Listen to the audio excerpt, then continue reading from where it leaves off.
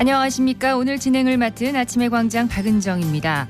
내년 총선을 앞두고 정치권이 신당 창당 이슈로 들썩이고 있습니다. 지금 가장 주목받고 있는 사람 바로 국민의힘 이준석 전 대표인데요.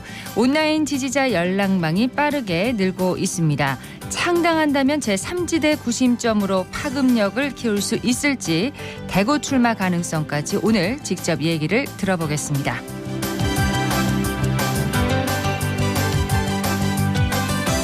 11월 22일 수요일 아침의 광장, 오늘도 시사비타민 알차게 챙겨드리겠습니다. 먼저 이 시각 교통 상황과 날씨 듣겠습니다. 서유리 리포터. 네, 먼저 고속도로 상황입니다. 중앙고속도로 춘천 방향 동명휴게소 122km 지점부터 다부터널 125km 지점까지 3km 정체됩니다. 중부내륙지선은 창원대구 양방향 막히는데요. 성서 나들목에서 서대구 나들목까지 밀림과 풀림 반복합니다.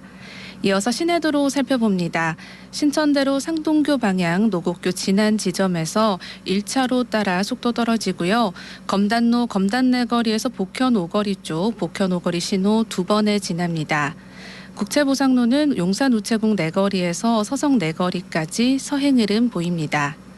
끝으로 날씨입니다. 소설인 오늘 대구 경북 지역은 대체로 맑다가 늦은 오후부터 구름 많아지겠습니다. 낮 최고 기온 14에서 20도로 포근하겠고요. 미세먼지 보통 수준으로 대기질 무난합니다. 현재 대구의 기온 4도, 습도 84%입니다. 지금까지 서유리였습니다.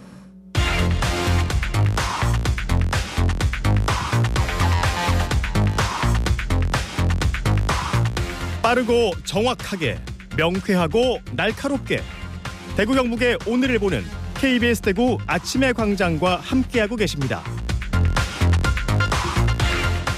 8시 32분입니다. 대구 경북의 조간 브리핑으로 이어갑니다. 오늘 아침 뉴스 영남일보 민경석 기자와 함께합니다. 안녕하세요. 네, 안녕하십니까. 네, 첫 소식은 뭔가요? 네, 홍준표 대구시장이 대구 경북 신공항 건설과 함께 이루어지는 K2 이전 후적지 개발과 관련해 배우주거단지의 고급 아파트 10만 세대를 건립하겠다고 공언했습니다. 예.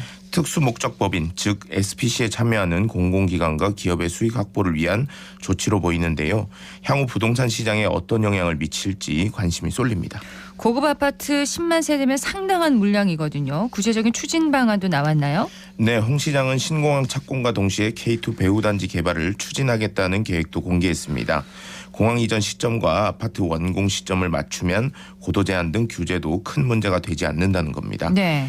홍 시장은 배우주거단지 개발이 먼저 이루어져야 후적지 개발도 대구시의 구상대로 추진할 수 있다는 입장을 밝히기도 했습니다. 신공항 특별법 통과로 후적지에선 개발 이익을 남길 필요가 없어져 대구시 구상대로 토지 이용 계획을 세울 수 있다는 건데요. 대신 SPC에 참여하는 공공기관과 기업들은 배우주거단지에서 이익을 극대화할 수 있도록 약속한 겁니다. 특수목적 법인이 이제 구성이 잘 될지 이게 관건이군요. 네, 홍 시장은 SPC 구성에 대해서도 강한 자신감을 보였습니다. 일각에서 한국토지주택공사 LH의 참여가 사업의 성패를 가른다고 보는 데 대해서는 천만의 말씀이라며 신공항 건설 주관사로 한국공항공사를 지목했습니다. 또한 삼성그룹의 사업 참여 가능성을 언급하며 사업 신뢰성 확보에도 문제가 없다고 설명했습니다. 홍 시장은 LH의 사업 참여 여부는 사업의 신뢰도 제고 때문이었는데 네. 삼성이 그룹 차원에서 참여하겠다고 하니 사회적 신용도는 더욱 커졌다고 말했습니다. 네, 빨라지는 K2 배후단지 개발 하나하나 더 구체화되길 바랍니다. 다음 소식은 뭔가요?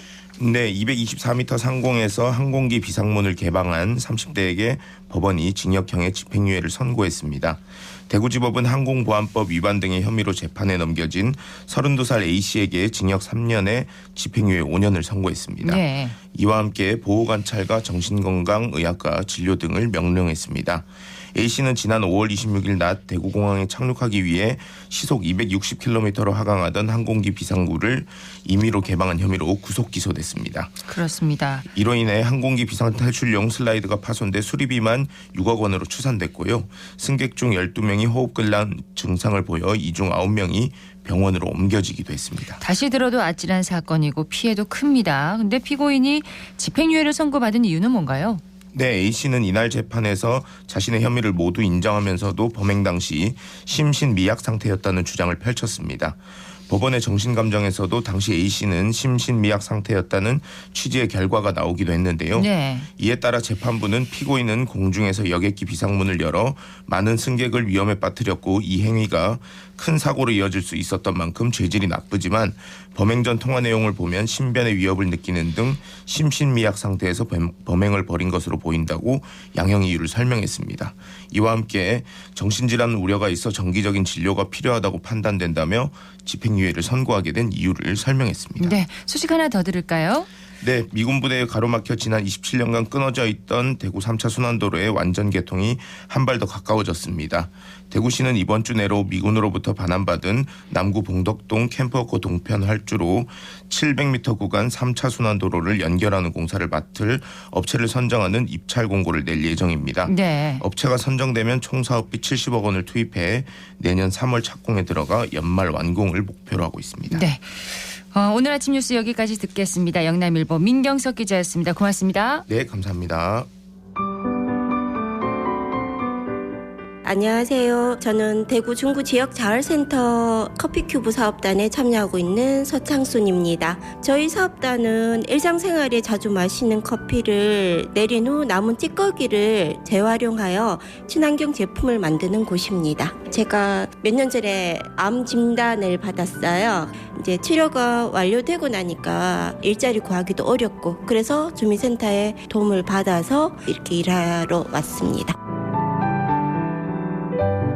저희 사업단에서는 커피 화분, 커피 연필, 커피 키링 등 여러 가지 손으로 만드는 핸드메이드 제품을 만들고 있고요. 다 친환경 제품이다 보니까 플리마켓이나 팝업 스토어, 각종 행사장에서 저희 제품을 만나볼 수 있습니다. 보통 커피 마시고 커피 찌꺼기 같은 거를 버리잖아요. 그냥 이게 일반 쓰레기로 분류돼서 처리 비용이 많이 들어요. 근데 그거를 저희들은 수거를 해가지고 와서 친환경 제품을 만들기 때문에 경제적인 면에서 또 환경적인 면에서도 많은 도움이 된다고 생각합니다. 아직도 버려지는 커피박으로 재활용을 하시는 거를 모르시는 분들이 많아요. 오늘 이 방송을 통해 가지고 저희가 만든 제품에도 관심을 좀 가져주시면 자부심 이런 걸 많이 느낄 것 같아요.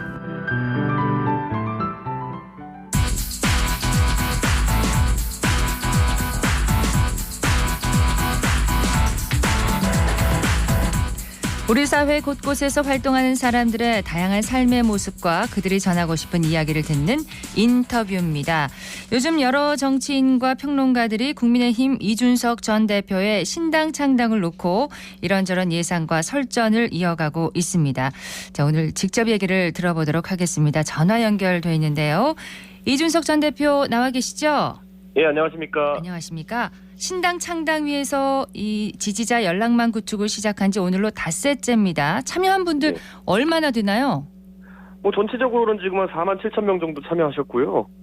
그리고 대구 지역에서 한 3,200명 정도, 그리고 네. 경북에서 한 2,500명 정도 이렇게 참여하셨습니다. 네. 예상보다 빠르게 늘고 있는 겁니까? 어떤 건가요? 저는 어쨌든 신당이라는 것이 아직 추진되지도 않았고 지금은 단순히 제 의견을 듣고 싶어하는 분들 자발적으로 연락처 기입해 주신 건데 이 정도 반응이면은 전 나중에 뭔가 구체성 있는 행보들이 나오면은 더 많은 분들이 참여하실 거라 생각하고 기대하고 있습니다. 네. 지지자 연락망에는 이름, 성별, 지역을 체크하도록 돼 있는 건데 대구 네. 경북 지역에서 예상했던 만큼 모이고 있는 겁니까? 아니면 기대 이상입니까? 아니면 어떤 저희가 건가요? 인구 비례로 봤을 때요. 예. 지금 전국에서 가장 많은 분들이 모이는 곳은 서울이고요. 그리고 그 다음이 대구, 그 다음에 경기 이 정도 순서가 됩니다. 네. 그렇기 때문에 250만 인구의 대구를 놓고 생각해 보면은 상당히 충분한 숫자가 모였다 이렇게 볼 수 있습니다. 자, 11월 9일 대구 오셨을 때 동대구역에서 취재진들 앞에 섰었잖아요. 예, 예. 지난주에 또 한동훈 장관이 같은 곳에서 시민들을 만났습니다. 묘하게 겹쳐요, 지점이. 이 한 네. 장관의 출마설이 급 부각되는 건 이 전 대표를 많이 의식했다. 이렇게 보는 시각도 있는데 어떻게 보시나요? 정치하다 보면 많은 일들이 그 까마귀 날자 배 떨어지듯이 이제 오비락처럼 이루어지기도 하거든요. 그렇기 때문에 한 장관이 이번엔 또 대전에 갔다고 하니 제 생각에는 통상적인 업무인데 아무래도 한 장관도 이번에 총선에서 주목을 받을 인사다 보니까 네. 언론의 관심이 큰 것 같습니다. 그냥 의도하지 않았던 겹침이다. 이렇게 보시는 네. 건가요? 예. 뭐 저는 의도했다 하더라도 예. 뭐 어차피 한 장관은 정치 참여가 예고된 인사이기 때문에 특별히 놀랍진 않다 이런 생각입니다. 예. 12월 개각 명단에 한 장관은 빠질 거라는 예상이 많습니다. 1월 공직자 사퇴 시점까지 이슈를 끌고 갈 텐데 이 전 대표가 신당 창당에 12월 27일을 제시한 건 국민의힘 총선 간판이 한 장관으로 간다는 거 이걸 계산을 하신 건가요? 저는 뭐 사실 국민의힘이 지금 서울의 강서 보궐선거 전까지는 아니 뭐 서울은 괜찮고 뭐 경기도는 조금 밀리는 거 아니냐 이렇게 알고 있는 전국의 지지자들이 많았어요. 그런데 이번에 강서구청장 보궐선거를 보고 나니까 원래 보궐선거는 여당이 좀 유리하거든요. 예. 그런데도 한 17% 정도 차이가 나는 걸 보면서 많은 지지층이 동의하고 있기 때문에 새로운 얼굴이 필요하다는 인식은 누구나 하고 있을 것이다 이런 생각을 합니다. 제가 네. 대구에 가도 대구에 있는 분들이 야 어떻게 서울에 그렇게 괜찮다는데 넌 자꾸 위기를 얘기하니라고 하다가 요즘은 그런 말씀 안 하세요. 예. 어떻게 해야 되냐 이런 말씀 안 하십니다. 예. 그러면 지금 한 장관에 대한 것도 뭐 당연하다고 생각하는 건가요? 저는 한 장관이 어쨌든 정권 내에서 윤석열 대통령과 거의 뭐 후계자나 아니 2인자의 관계로서 이뤄왔다고 많은 사람들이 생각하기 때문에 네. 저는 윤석열 대통령 입장에서 꺼내들 수 있는 거의 유일한 카드가 아닐까라는 생각을 하고요. 카드다. 대신 예. 제가 말씀드린 것처럼 윤석열 대통령과 뭐 후계자 또는 2인자의 위치로 인식되어 있기 때문에 윤석열 대통령을 아주 좋아하시는 분들한테는 좋은 카드겠지만은 네. 반대로 또 윤석열 대통령의 현재 정치에 대해 가지고 다소 이제 뭐 부적절하다고 보는 그런 눈초리로 보시는 분들은 그런 어떤 윤석열 대통령 정치에 안 좋은 면이 답습될까 봐 걱정하기도 하겠죠. 예, 걱정도 있다. 홍준표 시장 얘기를 해보겠는데요. 네. 대구는 이준석 바람이 불지 않을 것이다. 비례정당에 올인하는 게 맞다. 이렇게 얘기를 했었는데 지금은 이제 빨리 탈당하고 신당을 차리는 게 낫다. 비례 네. 7석에서 8석을 예상을 했습니다. 정치 고수의 조언 어떻게 생각하시는지요? 뭐 홍준표 시장이야말로 뭐 당에서 이제 당 대표도 2번 하시고 대선 후보까지 하신 분이기 때문에 네. 정치에 대해서 남들이 가보지 않은 길 또 그리고 뭐 이런 걸 많이 보신 분이라 가지고 항상 그 조언은 제가 중요하게 생각합니다.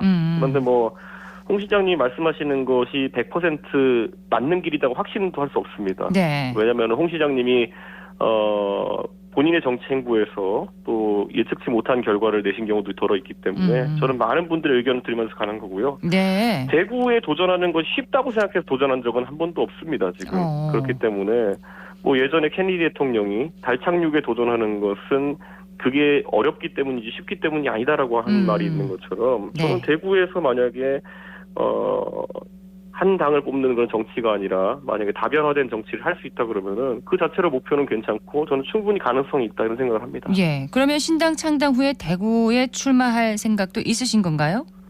지금으로 봐서는 아무래도 신당이 뭐 대구에서 도전하는 것이 개인적으로는 굉장히 어려운 도전이라 생각하고 있기 때문에 만약에 신당을 한다면은 제가 신당에서 주요 인사로서 어려운 도전을 해야 되지 않겠습니까? 예. 제가 무슨 뒤로 빠져 있으면은 누가 앞으로 가려고 하겠습니까? 그렇기 때문에 가장 어려운 책무가 무엇인지 보고 그것이 만약 대구 출마나 뭐 경북 출마라고 한다면 회피하지 않겠습니다. 아, 회피하지 않겠다. 그 대구에 출마하면 가장 나쁜 사람과 붙겠다고 얘기를 하신 적이 있어요. 예. 예, 주호영 의원은 서울 가지 않는다고 선언을 했고 이 전 대표의 중량감을 생각하면 달성군이 될 것이다. 이런 예상도 나오고 있는데 어떻게 보시나요? 추경호 장관도 그렇고 뭐 주호영 대표도 그렇고 저는 개인적으로 다 좋아하는 분들이고 네. 그리고 또 나쁜 분으로 분류될 만한 분들은 아니다. 저는 이렇게 생각합니다. 그렇기 때문에 뭐 대구 12명 의원 어느 누구 하나하나 저와 개인적인 친분 없는 분이 없거든요. 네. 그렇기 때문에 그런 맥락보다는 나중에 가서 결국 현재 보수 정당이 이렇게 위기를 겪게 된 것에 대해서 가장 큰 책임이 있는 인사 뭐 이런 위주로 선택하지 않을까 이런 생각을 합니다. 예. 대선까지 바라본다면 TK에서 승부를 봐야 한다. 이런 의견에도 동의를 하십니까? 글쎄요. 저는 TK를 기반으로 한 정치를 할 거였으면 제가 12년 전에 박근혜 대통령께서 저를 정치에 불렀을 때 그 사정이나 아니면 제 친가와 외가가 모두 다 뭐 칠곡과 상주 출신이라는 그런 점을 이용해가지고 아마 정치를 했을 겁니다. 네. 지난 전당대회를 보셔도 아시겠지만 제가 당대표 될 때 그런 걸 기반으로 TK 표심에 호소하진 않았거든요. 그러니까 저는 정치를 한다면은 뭐 그런 어떤 지역주의나 아니면은 뭐 아주 좁은 지지층을 바라보고 할 것이 아니라 대한민국 전체를 바라보고 해야 되는 것이고요. 예. 지금은 제가 안타깝게 보는 건 대구와 경북의 정치가 약간 고립되어 가고 있는 것이 아닌가라는 생각이 있어가지고. 고립되어 간다고요? 어떤 제가 면에서요? 보통 볼 때 저희가 여론조사를 분석한 기사들을 보시면요. 네. 요즘 항상 뒤에 붙는 문구가 있습니다. TK를 제외한 전 지역에서는 예를 들어 뭐 대통령에 대한 부정평가가 높다. 아니면은 60대 70대 이상을 제외한 모든 연령에서 뭐 대통령에 대한 어떤 평가가 이렇다. 그러니까 여론조사 기사마다 그런 문구가 등장합니다. 예. TK를 제외한 전 지역에서는. 이미 부산과 경남도 다른 생각을 하는 거거든요. 예. 저는 최근에 가장 문제의식 느꼈던 것이 최근에 김포를 서울에 편입하겠다는 메가서울 이슈가 있지 않았습니까? 그렇죠. 그런데 그게 수도권에서도 반응이 좋지 않고 뭐 부산에서도 반응이 좋지 않고 당연히 지방으로 갈수록 이건 수도권을 확대시키겠다는 정책이기 때문에 굉장히 반대 여론이 높아야 되는데 네. 여론조사 기사를 보면은 TK에서는 찬성 여론이 높은 조사들이 있습니다. 그러니까 저는 이거는 당연히 이제 대구 경북에서 대통령 탄생시키는데 주요한 역할을 했고 그것 때문에 그 정책에 대해서도 강한 지지를 보내는 그런 현상이라 보지만은 네. 대구의 이익에는 정확하게 부합하는 정책은 아니거든요. 그러니까 지방을 활성화시켜야 되는데 오히려 수도권을 확대시켜가지고 서울을 늘리는 정책에 대해 가지고 찬성 여론이 높다고 하는 것은 네. 대구의 정치가 이제는 조금 뭐라 될까요? 그 지역 발전 논리에 맞는 방향으로 좀 정렬돼야 되는 것이 아닌가 이런 문제의식을 갖고 있습니다. 그런데 이 보수의 심장이면서도 완전 오른쪽만 지지하지 않는 독특한 TK 정서가 분명히 있습니다. 신당이 추구하는 비전이나 또 이전과는 다른 운영 방식, 지역을 잘 파고들 수 있다고 생각하시나요? 어제 제가 백분 토론에 나가가지고 이런 얘기를 했는데요. 결국 교육이나 이런 문제가 최근에 다뤄지지 않았습니다. 정치권에서. 예. 최근 한 3년간의 정치를 보면요. 대장동 사건이나 이런 걸 중간에 놓고 뭐 대통령과 이재명 대표 중에 누가 더 나쁜 사람이냐 이거를 다투다가 그냥 제가 냉정히 봤을 땐 둘 다 나쁜 사람이 된 것 같아요. 예. 둘 다 국민 절반에 대해서는 소구하지 못하는 그런 상황이 됐는데 그 과정에 얼마나 많은 중요한 국가적 아젠다들이 상실됐습니까? 예를 들어 지금 코로나 이후에 지금 학생들은 학력 저하나 이런 것 때문에 어려움을 겪고 있는 부분도 있고 예. 전체적으로 지금 소상공인들은 상권이 다시 살아나지 않아가지고 고생하고 있고 이런 문제가 있는데 결국 뉴스에서 다루는 거는 대장동이나 아니면 여러 형사적인 건에 대해서 누가 더 나쁜 사람이냐 이런 것만 다투고 있어요. 네. 그래서 만약에 어떤 신당이 성립된다고 한다면은 지금까지 있었던 그 한심한 저는 전투라고 생각합니다. 누가 더 나쁜 사람이냐에 대한 전투. 네. 이제 보면 김건희 여사에 대한 특검 같은 것도 나오고 있는데요. 누가 더 나쁘냐를 가리는 그런 전투보다는 결국에는 교육 문제 같은 중차대한 문제에 대해서 누가 더 미래를 잘 얘기하느냐 이런 경쟁이 돼야 된다 생각합니다. 네, 미래를 얘기하겠다 말씀하셨는데 신당 창당의 속도를 내면서도 지금 12월 27일까지 기다려보겠다 이런 여지를 두셨어요. 뭔가 변수가 생길 수도 있을까요? 어떻게 보시나요? 그러니까 신당이라고 하는 것은 여러 정당 각 당에서 뭐 참여하실 분도 있고 하기 때문에 많은 이제 불확실한 변수들이 제거됐을 때 움직임이 빨라집니다. 예. 실제로 뭐 홍준표 시장도 저한테 빨리 움직여라 그런 말씀을 하시는데 굳이 말씀드리자면은 뭐 김대중 대통령이 새천년 민당을 창당했을 때도 1월 말쯤 됐었고요. 예. 가장 가까운 예로 3당을 차렸던 안철수 의원 같은 경우에는 국민의당을 만들 때 그해 2월 2일인가 창당을 완료했어요. 서두를 필요가 없다고 생각하시는 건가요? 서두를 필요가 없는 게 아니라 원래 우리가 뭐 장사를 하는 분들도 그렇지만은 네.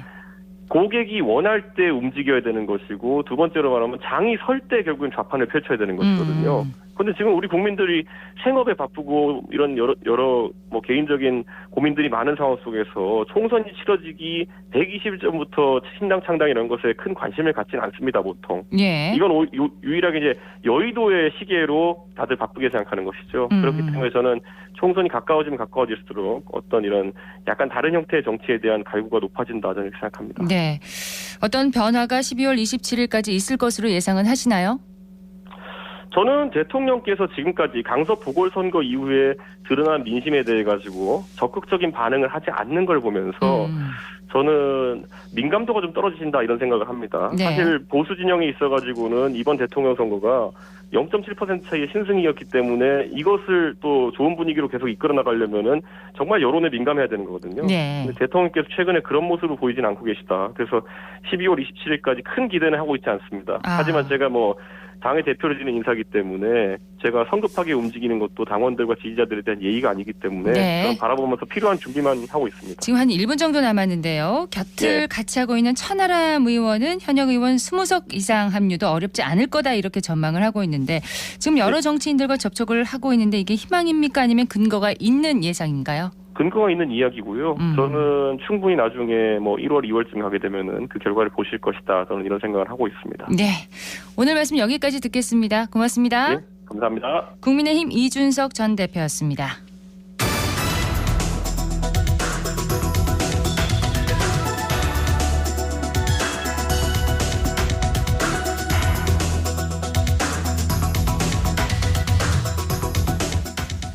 (11월 22일) 수요일 아침에 광장 함께하고 계십니다. 8시 50분 지났습니다. 친환경적인 대구를 위한 새로 고침과 실천 정보를 나누는 필환경 라이프 시간입니다. 대구 녹색 소비자연대 김은영 사무국장과 함께합니다. 어서 오세요. 네, 안녕하세요. 예, 오늘 어떤 얘기 해볼까요? 11월 7일 환경부가 일회용품 계도 기간 종료에 따른 향후 관리 방안을 발표했습니다. 갑작스러운 변경을 두고 이견들이 많은데요. 내용을 정확하게 알아보고 앞으로의 방향도 얘기해 보려고 합니다. 작년까지는 환경부가 일회용품 사용을 좀 줄이자 이런 그 정책을 많이 발표를 했었는데 맞습니다. 구체적으로 이제 어떻게 변경이 된 건가요? 네, 식당에서 사용하는 일회용 종이컵을 사용 못하게 하는 규제는 철회하고 또 카페에서 사용하던 이 플라스틱 빨대는 이달 원래 23일까지였던 계도 기간을 더 연장하게 됩니다. 근데 계도 기간 종료 시점에 대한 언급은 없었고요. 이는 대체적인 종이 빨대가 불편하다는 소비자가 많고 또 가격이 비싸다는 매장의 의견을 반영한 겁니다. 종이 빨대가 좀 가격이 나가는군요. 네, 맞습니다. 예. 그리고 편의점 비닐봉투는 단속을 통한 과태료 부과 대신에 생분해성 봉투 등 이런 대체품 사용을 정착시키기로 했고요. 앞서 환경부가 전국 확대로 예정되었던 일회용컵 보증금 제도도 각 지자체의 자율에 맡기는 방안을 추진하는 것으로 변경됐습니다. 네, 일회용컵 규제 완화가 필요하다는 소상공인도 분명히 있긴 하지만 타격이 큰 업체들도 있다고 들었어요. 네, 맞습니다. 이 환경부는 플라스틱 문제가 심각하다는 우리 사회와 또 전 세계의 인식에 따라 플라스틱 폐기물을 줄이고 또 생활 폐기물의 많은 부분을 차지하는 일회용 플라스틱 또 비닐을 줄이는 정책을 지난달까지 유지하고 있었거든요. 예. 그래서 종이빨대를 생산하는 업체들은 정부 기조를 믿고 이 기계 설비도 확대하고 또 더 나은 품질을 위한 연구 개발과 인건비를 많이 투자했는데 사실 타격이 큰 상황입니다. 그렇겠네요. 또 플라스틱 다음의 세상을 준비하는 이 다회용기 대여 사업 또 다회용기 세척 사업도 타격이 크고 또 일회용컵 보증금제를 좀 더 용이하게 하는 이런 반납기계 개발과 생산업체들도 피해가 크다고 합니다. 그렇겠습니다. 환경단체들은 강한 유감을 표시했지만 이 정부는 일회용품을 줄이기 위해 노력하는 매장은 최대한 지원하겠다 이렇게 또 밝히긴 했습니다. 네, 환경부가 이 다회용 컵과 식기세척기 등 이 다회용품 사용에 필요한 비용을 국가가 지원하고 또 친환경 매장 인증 등 다양한 지원책과 인센티브를 강구하겠다라고 강조를 했습니다. 네. 하지만 이런 발표에도 환경단체들이 강하게 유감을 표시하는 이유는 사실 그동안 일회용품 규제가 모두 계도 기간이었습니다. 당장 일회용품 규제 정책을 시행하기에는 소상공인과 또 이해관계자들에게 부담일 수도 있기 때문에 이 조정과 합의 과정을 거치고 규제를 하겠다라고 했습니다. 네. 하지만 이 계도 기간 동안 환경부가 소상공인과의 갈등을 해결하기 위한 노력이나 정책이 시행된 것이 별로 보이지 않았거든요. 그렇군요.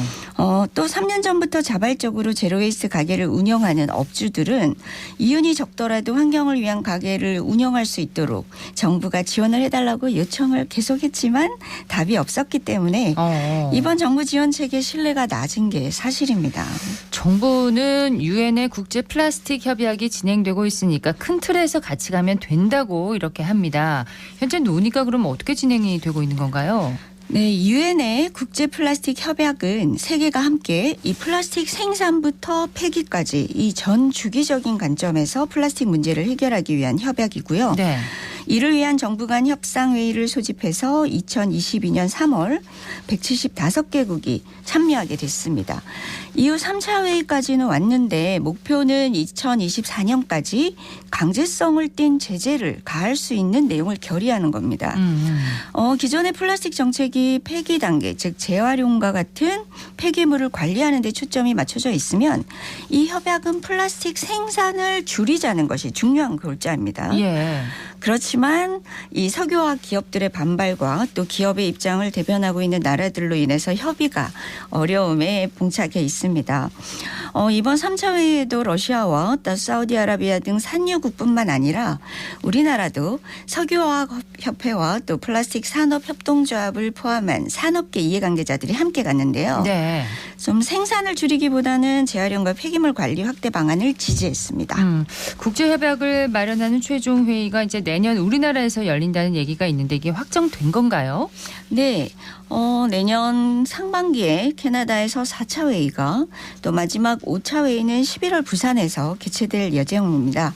마지막 협상회의를 통해서 플라스틱 오염을 종식하고 또 순환경제로 전환하는 국제적 약속이 체결될 것인데 네. 이러한 중요한 약속을 하는 마지막 협상을 한국에서 유치한 만큼 우리 정부도 그에 상응하는 위상을 위해서 일회용품 줄이는 정책을 조금 더 신중하게 좀 고려하고 이행하기를 바랍니다. 네, 일회용품 규제는 완화됐지만 사용을 줄여야 한다는 목소리는 여전히 크고 또 행동하는 시민들도 많습니다. 네, 어제 오전은 대공원 동대구역 앞에서 일회용품 사용 규제 철회를 위한 전국 공동행동 참가 대구단체들이 기자회견을 했습니다. 네. 소상공인 점주분도 참여를 하셨고 시민분들도 많은 관심을 주셨습니다. 우리에게 닥친 심각한 이 기후 문제에 조금이라도 대응하기 위해서는 지금의 조금 불편하고 귀찮을 우리 각자가 왜 감수해야 하는지 기본적이고 또 근본적인 부분을 좀 더 생각해 봐야 할 때인 것 같습니다. 네, 대구 녹색소비자연대 김은영 사무국장이었습니다. 고맙습니다. 감사합니다. 네, 오늘은 얼음이 얼기 시작한다는 소설이지만 낮 기온 대구 17도, 포항 19도, 경주는 20도로 평년 기온을 4, 5도 웃돌겠습니다. 아침의 광장 준비한 소식 여기까지입니다. 고맙습니다.